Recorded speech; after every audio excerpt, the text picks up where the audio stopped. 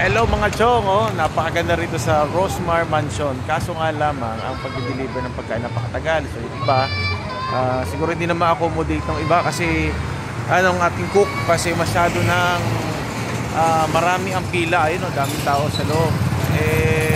Siguro hindi na-expect. Kami gutom na din. 1 hour na kami naghihintay at hintay na ako doon sa Anli Sabaw, Anli Paris ni Rosmar. Kaso pauwi na kami kasi nga gutom na kami. Ang haba ng pila, yung iba daw mga 1 hour and a half na. Edi ito, babay Rosmar, sayang, taga Lucena pamantin kami. So kita tayo sa Lucena, Rosmar. Ayan, napunta mo na lang kami ng Paris. Char! Ayan, nang dahil sa Rosmar Paris, tagutom kami. Ayan, Maring Rosmar, mag 5-star na lang kami kasi gutom na kami. Ayan, ha? Sana naman Rosmar, kuha ka ng maraming cook.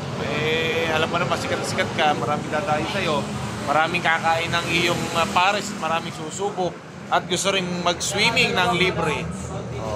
Sayang, hindi kami nakakain. Gusto namin tikman yung masarap mo Paris, okay? Na libre ang soft drinks. Dito na tayo sa 5-star. Okay, so bye-bye!